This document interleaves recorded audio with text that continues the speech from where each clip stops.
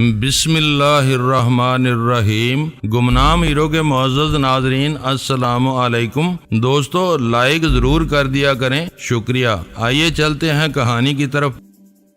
طارق سے غیر متوقع طور پر ملنے والی وہ خبر میرے لیے بہت اہم تھی۔ ڈان برنارڈ اور چاؤ فان کے ذرائع سے مجھے جو خبریں ملتی رہی تھی ان کے مطابق راجن جب بھی موتی محل سے باہر نکلتا تھا بھاری اسلحہ سے لیس محافظوں کی بھاری نفری اس کے ساتھ ہوتی تھی۔ ایسی صورت میں اسے کہیں بھی للکار کر روکنا اس کے حریفوں کے لیے مہنگا سودا ثابت ہو سکتا تھا۔ وائٹ ہاک کی تباہی کے بعد سے وہ مسلسل موتی محل میں گھسا ہوا تھا، اپنے بحری اڈے کی تباہی پر بہت دل برداشتہ ہوا تھا۔ دوسری طرف چاؤ فان نے شہر میں نامعلوم ذرائع سے یہ افواہیں پھیلا دی تھی کہ راجن کے ہر دوست کو بے رحمی سے کاٹ دیا جائے گا۔ ان افواہوں کا خاطر خواہ اثر ہوا تھا۔ نچلے درجے کے بہت سے لوگوں نے راجن کا ساتھ چھوڑ دیا تھا۔ ان واقعات میں بظاہر ڈان کا کوئی کردار نہیں تھا۔ وہ خاموشی سے اپنا سیلرز بار چلا رہا تھا، اپنا باقیہ وقت وہ بار کی اوپری منزل پر گزار رہا تھا۔ پچھلے چند دنوں میں اس کے معمولات میں کوئی فرق نہیں آیا تھا، لیکن پھر بھی زیر زمین دنیا کے بہت سے بچھڑے ہوئے لوگوں نے اپنے عہد وفا کی تجدید کے لیے اس کے ٹھکانے کا رخ کرنا شروع کر دیا تھا۔ انہیں اندازہ ہو رہا تھا کہ شہر میں راجن کی ہوا اکھڑی تو اس کی جگہ لینے کے لیے ڈان کے سوا کوئی اور نہیں تھا۔ پچھلی رات ڈان کے پاس آنے والوں کی تعداد میں خاطر خواہ اضافہ ہوا تھا۔ اپنا تھوکا ہوا چاٹنے والوں کو اپنے روبرو پا کر ڈان اندر سے بہت خوش تھا، لیکن ظاہری طور پر انہیں دھتکارتا رہا تھا۔ اس کا کہنا تھا کہ اس کے پاس انہیں دینے کے لیے کچھ بھی نہیں تھا۔ وہ گوشہ نشین رہ کر سکھ کی زندگی گزار رہا تھا، اسے اس کے حال پر چھوڑ دیا جائے۔ ڈان کی وہ سوچی سمجھی حکمت عملی اسے اندازہ تھا کہ اس بھیڑ میں مل کر راجن کے مخبر بھی اس کے دروازے تک آئیں گے۔ جب ان کے ذریعے راجن کو یہ خبر ملتی کہ ڈان اپنے پاس آنے والوں کو منہ نہیں لگا رہا تو اسے اطمینان ہو جاتا کہ اسے ڈان سے کوئی خطرہ نہیں تھا۔ ویسے بھی میں نے اکبر کے روپ میں کام کر کے اس کے شبہات کا رخ اپنی یعنی ڈینی کی ذات کی طرف موڑ دیا تھا۔ وائٹ ہاک کی بربادی کے بعد رونما ہونے والے وہ حالات و واقعات راجن کے لیے بہت مایوس کن تھے۔ موتی محل میں منہ چھپا کر اس نے اپنی پوزیشن اور خراب کر لی تھی۔ اس پس منظر میں طارق کی فراہم کی ہوئی اطلاع کی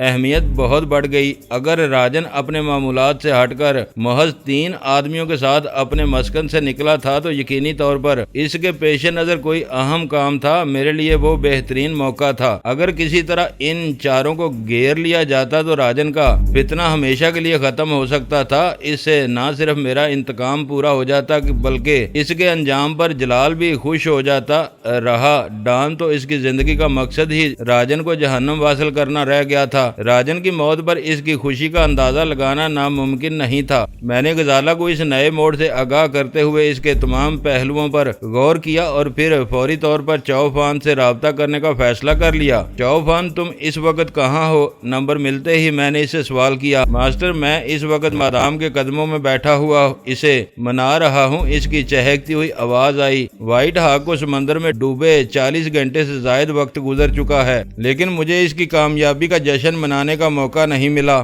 مادام نے تم سے مل کر اپنا جی خوش کر لیا، مگر میں بیچارہ ابھی تک ہر خوشی سے محروم ہوں۔ تمہیں ہر وقت شراب اور عورتوں میں گھسے رہنے کا اتنا شوق کیوں ہے؟ میں نے خفگی سے پوچھا۔ ماسٹر یہ میرے فرصت کے مشغلے ہیں، ان کے بارے میں سوال جواب نہ کیا کرو۔ یہ دیکھو کہ کام کے وقت میں تمہیں ہمیشہ مستعد اور تیار ملتا ہوں۔ کیا یہ ممکن ہے کہ تم کچھ دیر کے لیے مدام سے الگ ہو سکو؟ میں نے زہریلے لہجے میں سوال کیا۔ فی الحال الگ ہی ہوں۔ اس نے موج میں آ کر کچھ کہنا چاہا لیکن اس کی بات ادھوری رہ گئی۔ شاید لی نے اس کے ہاتھ سے موبائل فون چھین لیا تھا۔ ڈارلنگ تم اس وقت کہاں ہو؟ میرے کان میں لی کی رسیلی آواز گونجی۔ کل شام سے ایسے غائب ہوئے ہو کہ تمہارا کوئی پتہ ہی نہیں ہے۔ ایک چاؤ فان ہے، کسی قیمت پر میرا پیچھا چھوڑنے پر آمادہ نہیں ہے۔ اسے سمجھاؤ کہ اتنی خوشامد مردانہ شان کے خلاف ہوتی ہے۔ دروازے پر کوئی ضدی سوالی آ جائے تو اسے کچھ دے دلا لا کر جان چھڑا لی جاتی ہے۔ میں نے کن اکھیوں سے غزالہ کا جائزہ لیتے ہوئے کہا، جو ڈریسنگ ٹیبل کی درازوں میں کچھ تلاش کر رہی تھی۔ میں نے اپنی بات جاری رکھی، تم بھی اسی فارمولے پر عمل کرو، فون اسے دے دو،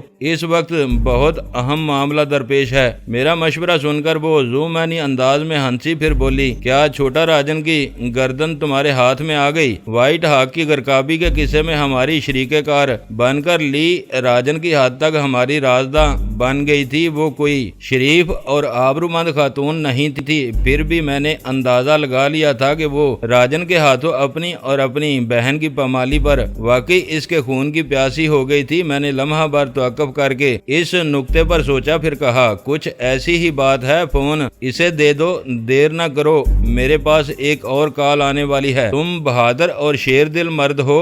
لی کی آواز میں عجیب سی اپنائیت امڑ آئی۔ میں نے تمہیں دیکھتے ہی اندازہ لگا لیا تھا کہ تم اس کمینے کو اس کے کیفر کردار تک پہنچا سکتے ہو۔ لو اپنے چہیتے سے بات کر لو۔ ماسٹر، اس وقت میرے دل پر تیر لگا ہے۔ اس مرتبہ چاؤ فان کی مغموم آواز سنائی دی، مادام نے تم کو کتنے پیار سے ڈارلنگ کہا ہے، یہ مجھے اس محبت کا عشر عشیر بھی دینے کو تیار نہیں ہے۔ میں تم سے اپنے دل میں حسد اور رقابت محسوس کر رہا ہوں، تم اندازہ نہیں۔ چاؤ فان، بک بک مت کرو، وقت ہاتھ سے نکل گیا تو ہم ہمیشہ پچھتاتے رہیں گے۔ میں نے اس کی بات کاٹ کر سختی سے کہا، اس وقت راجن موتی محل سے صرف ایک گاڑی میں نکلا ہوا ہے، اس کے ساتھ ڈرائیور سمیت کل 3 آدمی ہیں، یہ اسے گھیرنے کا بہترین موقع ہے۔ ماسٹر، یہ بہت بڑی خبر ہے، اس نے جواب دیا۔ میں دوڑ کر مدام سے دور آ گیا ہوں، اب تم کھل کر بات کر سکتے ہو۔ اسے یہ نہ چھپانا کہ میں نے راجن کے بارے میں بات کرنے کے لیے تمہیں فون کیا ہے۔ اس کے لی سے دور آنے کا ذکر سن کر میں نے وضاحت کی تاکہ اسے لی کے سامنے کسی خفت کا سامنا نہ کرنا پڑے۔ ابھی مجھے خیال آیا کہ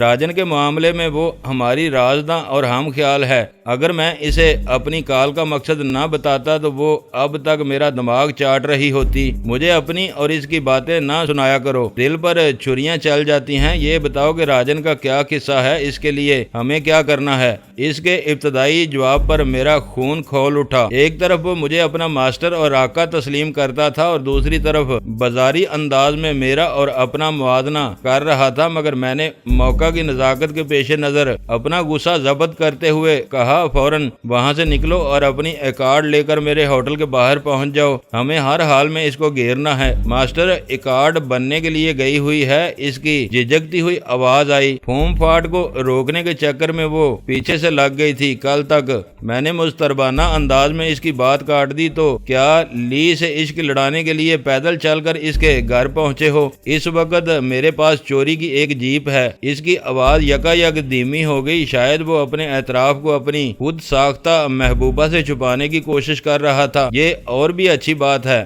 جیپ دیکھ لی گئی تو راجن یا اس کے آدمیوں کو پتہ نہیں چل سکے گا کہ ان سے ٹکرانے والے کون تھے۔ تمہارے جیپ میں کچھ ہتھیار بھی ہیں؟ ماسٹر، تمہارا خادم ہتھیاروں اور کپڑوں کے بغیر گھر سے قدم باہر نہیں نکالتا۔ کسی بات کی تصدیق یا تردید کرنے کا وہ طریقہ عاجزانہ ہونے کے باوجود اتنا بےہودہ تھا کہ مجھے اس سے چڑ ہونے لگی تھی، مگر میں اسے برداشت کرنے پر مجبور تھا۔ ہتھیاروں کے ساتھ 2 نقاب بھی ہوں تو زیادہ بہتر ہو، میں نے ایک فوری خیال کے تحت کہا۔ مجھے ڈینی کی حیثیت سے کوئی نہیں پہچانتا تھا، مگر میں اسد کے ساتھ اکبر بن کر راجن سے مل چکا تھا۔ اگر متوقع ٹکراؤ میں اس سے میرا روبرو سامنا ہو جاتا تو وہ یہ دیکھ کر حیران رہ جاتا کہ اس کا ہمدرد بننے والا اکبر اس کے مد مقابل موجود تھا۔ غالب امکان یہی تھا کہ وہ اپنی حیرت کے ساتھ جہنم واصل کر دیا جاتا، لیکن وہ اکیلا نہیں تھا، اس کے ساتھ 3 افراد بھی تھے۔ میں اسد کے ساتھ ڈنکے کی چوٹ پر موتی محل میں گیا تھا، وہاں بہت سے لوگوں نے مجھے اور اسد کو دیکھا تھا۔ یہ ممکن تھا کہ راجن کے تینوں ساتھی بھی ان لوگوں میں شامل رہے ہوں۔ اگر ان تینوں میں سے کوئی بچ کر نکلنے میں کامیاب ہو جاتا تو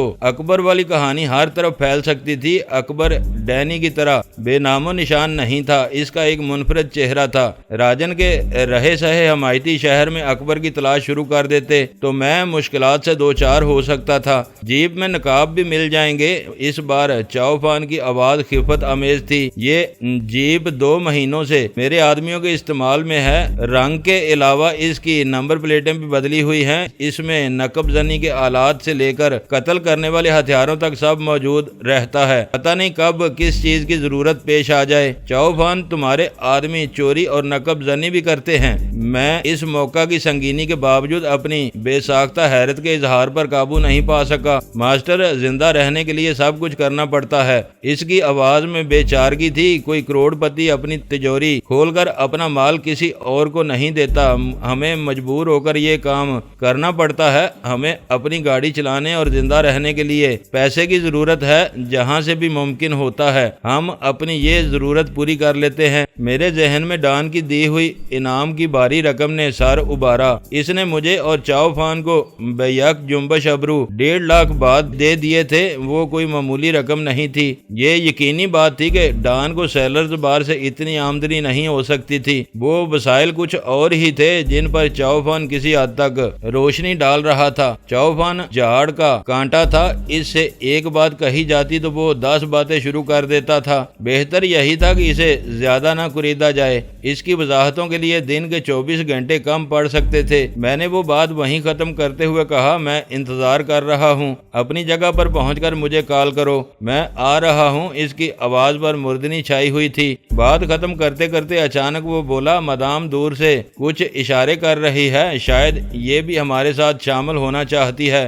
ہرگز نہیں، میں نے سختی سے کہا۔ بھول کر بھی اسے اپنے ساتھ نہ لینا، وہ عورت ذات ہے۔ پہچان لی گئی تو راجن کے حواری اسے بھی اس کی بہن کے پاس پہنچا دیں گے۔ اپنی بات پوری کرتے ہی میں نے فون بند کر دیا۔ مجھے اندیشہ تھا کہ گفتگو جاری رہی تو کہیں لی دوبارہ چاؤفان سے فون نہ لے لے۔ کیا آپ کے اور چاؤفان کے درمیان کوئی اور بھی آ گیا تھا؟ غزالہ نے مڑ کر پوچھا۔ مجھے اندازہ ہو گیا کہ یہ بظاہر مصروف ہو جانے کے باوجود اس کے کان میری گفتگو کی طرف لگے ہوئے تھے۔ لی بات کر رہی تھی، میں نے نرمی سے جواب دیا۔ چاؤفان اسی کے گھر میں بیٹھا ہوا ہے۔ غزالہ کے ہونٹوں پر ہلکا سا تبسم پھیل گیا، لیکن اس نے زبان سے اس بارے میں مزید کچھ نہیں کہا۔ یکا بات بدل کر پوچھا، اب آپ کا کیا پروگرام ہے؟ طارق سے کوئی خیر خبر ملے اور چاؤفان جیپ لے کر آ جائے تو مجھے راجن کے پیچھے جانا ہے، میں نے فیصلہ کن لہجے میں جواب دیا۔ کیا اس مہم میں میری شرکت کی کوئی گنجائش ہے؟ اس نے معذرت خواہانہ انداز میں پوچھا۔ ابھی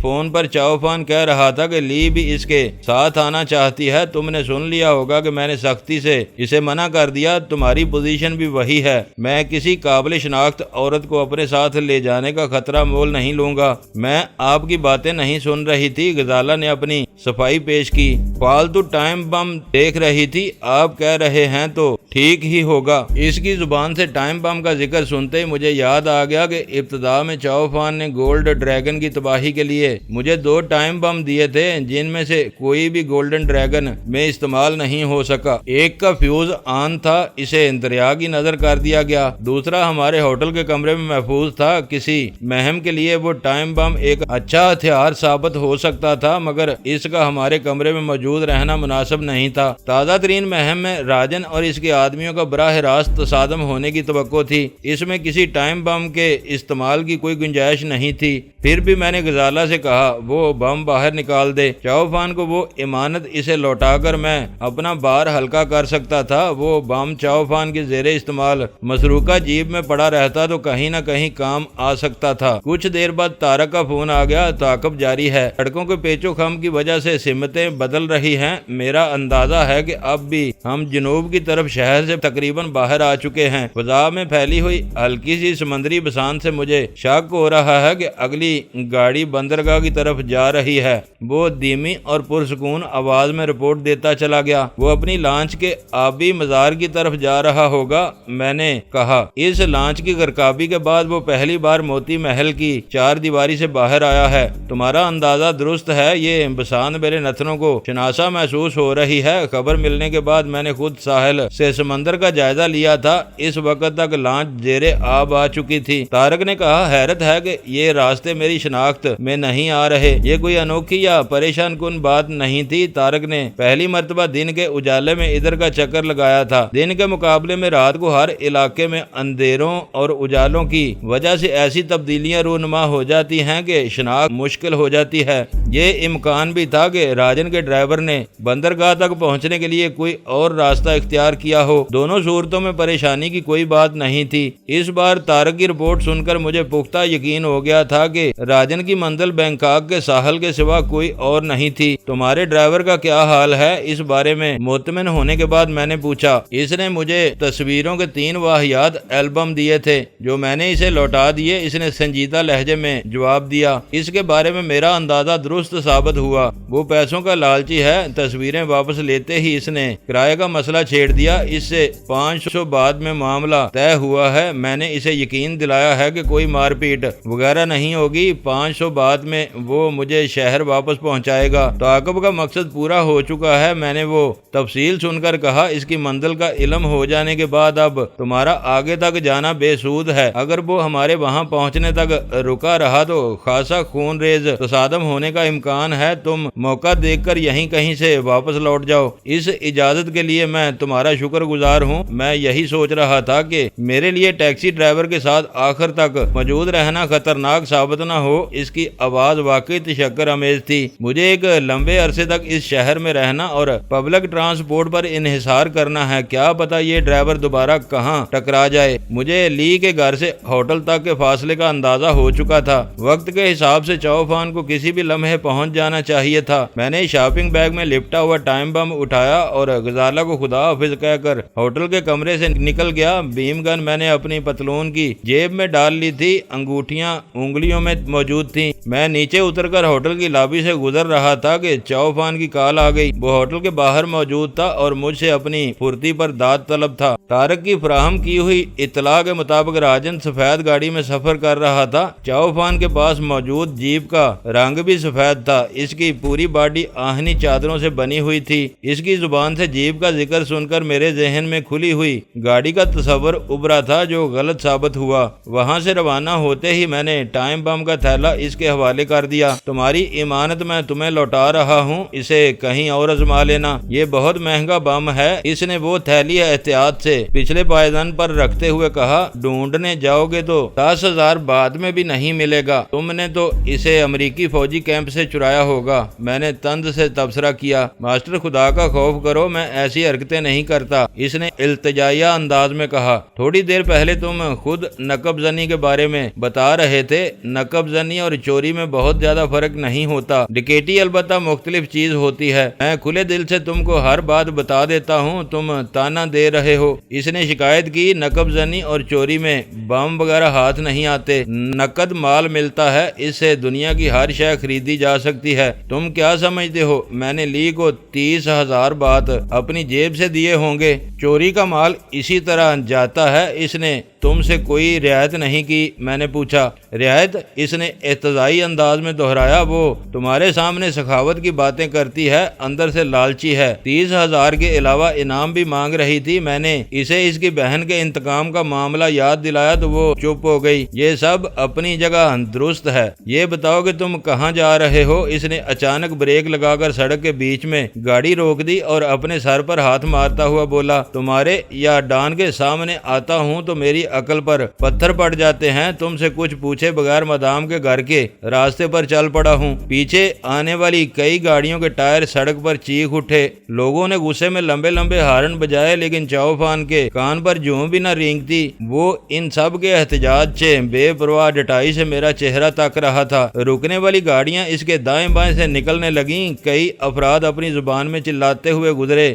یقینی طور پر انہوں نے چوفان کو کلمات خیر سے یاد نہیں کیا ہوگا۔ وہ ان کی گالیاں کھا کے بھی بے مزہ نہیں ہوا۔ سپاٹ لہجے میں بولا، بتاؤ کدھر چلنا ہے؟ سمندر کی طرف چلو۔ وہ اپنی لانچ کی باقیات کو سطح سمندر پر تیرتا ہوا دیکھنے کے لیے گیا ہے، میں نے رسانیت سے کہا۔ چوفان نے وہیں سے جیپ واپس گھما لی اور بڑبڑاتے ہوئے بولا، اچھا ہوا کہ تمہیں بروقت یاد آ گئی، ہم مخالف سمت میں جا رہے تھے۔ جب مرد کے سر پر عورتیں ہی عورتیں سوار ہوں تو اس کا دماغ اسی طرح مفلوج ہو جاتا ہے، میں نے پرسکون انداز میں کہا۔ لی کی ہوس تمہیں لے ڈوبے گی، میں کام پر آ گیا ہوں، اب مدام پر لعنت بھیجو، وہ سب میرے فرصت کے مشغلے ہیں، کام کے وقت میں ان کے بارے میں سوچنا بھی گناہ سمجھتا ہوں۔ چوفان نے وہ بات کسی اور موقع پر کہی ہوتی تو میں خاصی بے رحمی سے اس کا مضاحکہ اڑاتا، اس وقت اس کا دعویٰ بے چون چراغ سن لیا۔ ویسے یہ حقیقت تھی کہ وہ کام کے دوران میدان میں ذرا کم ہی بھٹکتا تھا۔ وائٹ ہاک کی تباہی کی مہم میں لی نے ہمارے ساتھ کافی وقت گزارا، مگر چاؤ فان نے ایک بار بھی اس سے عشق جھاڑنے کی کوشش نہیں کی۔ گاڑی میں کچھ دیر تک خاموشی رہی، پھر چاؤ فان نے ہی وہ سکوت توڑنے میں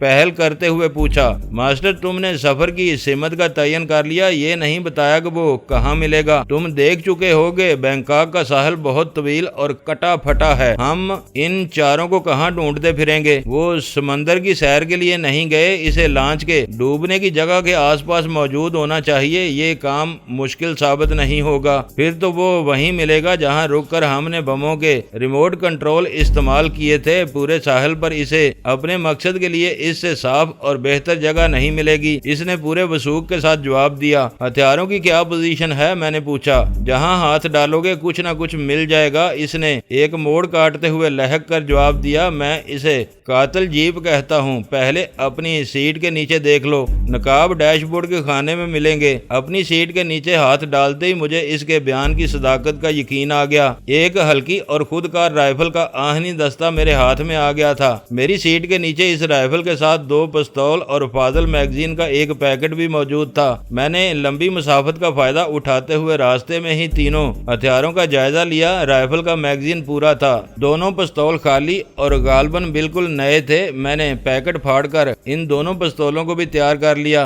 کچھ دیر بعد ہم اسی مقام کے نزدیک پہنچ گئے جہاں رک کر ہم نے وائٹ ہاک کی تباہی کا آغاز کیا تھا۔ تارکول کی لمبی اور سیاہ سڑک پر ہیڈ لیمپس کی روشنی میں دور دور تک کوئی گاڑی نظر نہیں آ رہی تھی، مگر جو ہی ہماری جیپ ٹیلوں کی اوٹ سے آگے نکلی، مجھے داہنی طرف وہ سفید کار نظر آ گئی جو سڑک سے اتار کر کچے میں پارک کی گئی تھی۔ ماسٹر گاڑی تو اسی کی معلوم ہو رہی ہے، اب کیا ارادہ ہے؟ چاؤ فان نے جیپ کی رفتار کم کرتے ہوئے مضطربانہ لہجے میں پوچھا۔ چاؤ فان کا تردد قابل فہم تھا، وہاں صرف سفید کار نہیں تھی، اس سے ٹیک لگائے ہوئے 2 انسانی ہیبلے بھی رات کی تاریکی میں نمایاں نظر آ رہے تھے۔ ان دونوں کے کندھوں سے چھوٹی نال والی خود کار رائفلیں جھول رہی تھیں۔ جیپ اسی طرف لے چلو، میں نے ان دونوں پر نظریں جما کر کہا۔ تاریکی میں ہیڈ لیمپس کا دور تک پھیلتا ہوا انعکاس ناکافی تھا، رائفلوں سمیت ان کے ہیبلے نظر آ رہے تھے، مگر ان کے چہروں کو دیکھنا ممکن نہیں تھا۔ یہ دونوں محافظ مقامی معلوم ہوتے ہیں،